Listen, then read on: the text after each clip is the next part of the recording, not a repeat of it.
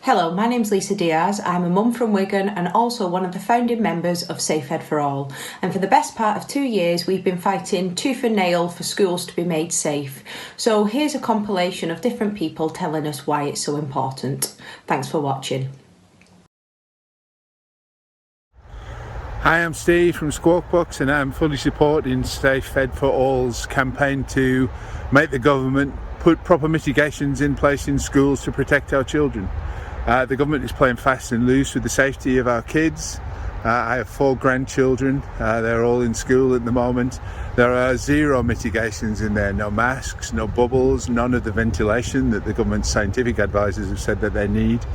And we've had the scandal of this JCVI, the government's vaccination committee, deciding that the best way to protect our kids and the rest of us from infection is to let the kids get infected with the virus to achieve this so-called natural immunity, which is herd immunity by another name. And of course, as has been known since early last year, the schools are the vector for the virus. The schools are the place where the virus is most easily transmitted. It's not isolated among children. The claims that children weren't able to easily pass on the virus have been a lie all along. And those kids are taking the virus home and infecting their elderly or vulnerable relatives. And we are seeing a rise in cases and a rise in deaths. And directly for the children, children are being used as a guinea pig in this case, with no real idea of the long-term effects of this virus still, except that people do know that there are serious health implications for infection with the virus, and some that can affect kids particularly. Inflammation of the heart and long-term deleterious effects on our children. It's absolutely unforgivable. It's absolutely unconscionable.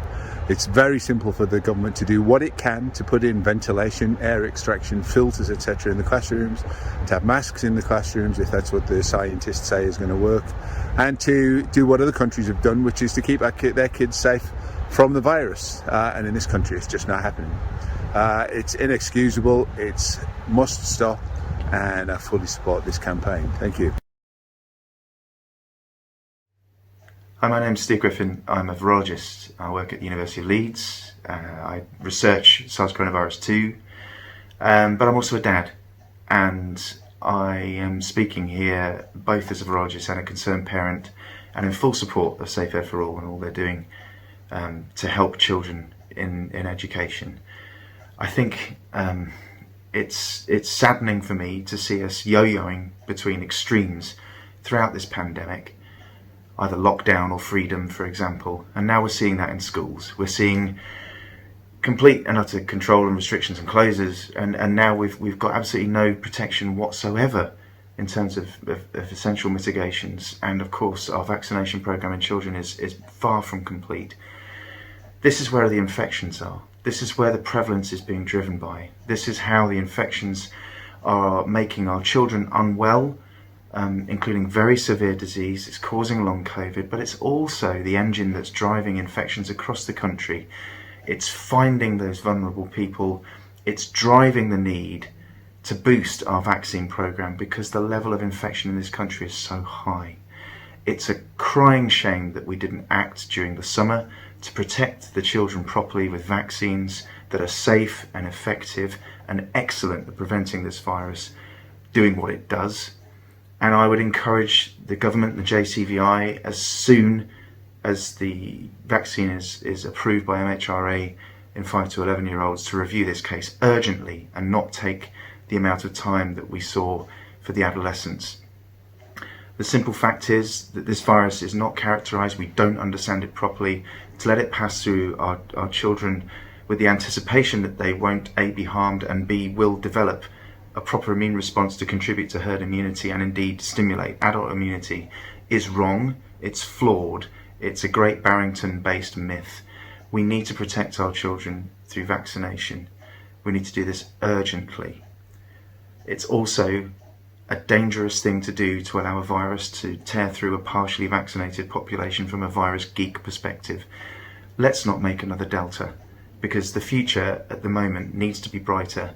It needs to be made safe by our vaccines because they are our way through this, but we must not accept this perennial harm that we're experiencing along the way. So thanks, SafeEd for All. I hope the message comes across.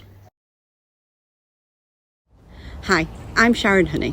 I've been advocating for parents and students since the beginning of the pandemic and making sure that they have what they need.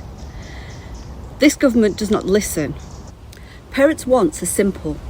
They want to drop their children off at school in the morning, pick them up at the end of the school day with nothing extra other than the homework for that evening. It's not difficult. Clean, filtered, fresh air in classrooms. Masks. Hand washing, hand sanitizer. Disinfecting desks. Hello, my name is Ali George. I've been a doctor for over 30 years and I'm mum to 3 grown-up children. To me, it is really very simple.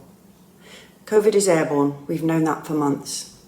We also know how to reduce transmission and thereby reduce the risk of acute and chronic ill health, death and educational disruption, all caused by COVID.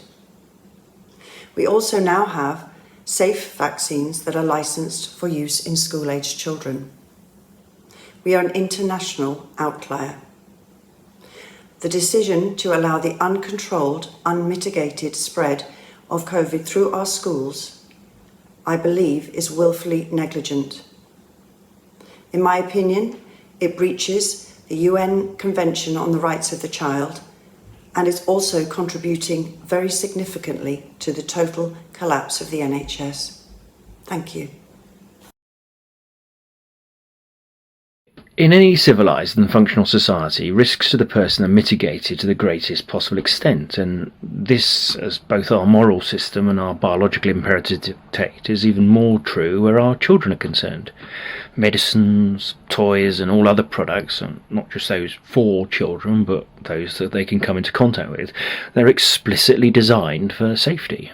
Isofix child seats, safety closures on household chemicals, holes in pen lids, age limits for certain activities, additional restrictions on who can work with children. You know, the list is endless. But the current UK child COVID strategy just seems to be to compel parents to send unvaccinated children to schools with inadequate infection control, presumably in the hope they'll acquire COVID immunity at the bargain basement price of free. Except for those who suffer long-term illness or even die, but that, to quote Shrek's Lord Farquaad, is a sacrifice the UK government appears willing to make. You know, if any toy, product or medicine, especially ironically a vaccine, had a risk profile anything like this absurd and appalling strategy, parents would just reject it out of hand, and who could blame them?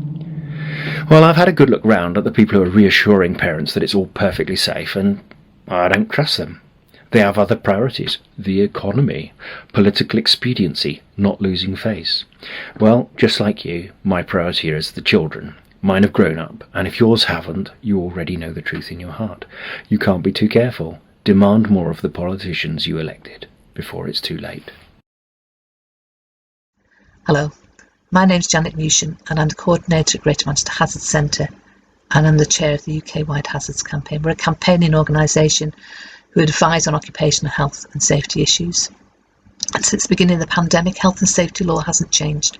Our employers, and that includes school management, have a legal duty to identify, assess and control the risks in those spaces, and that includes infection risks from COVID-19. It is gross negligence that they're not doing that, or that our enforcers aren't enforcing it.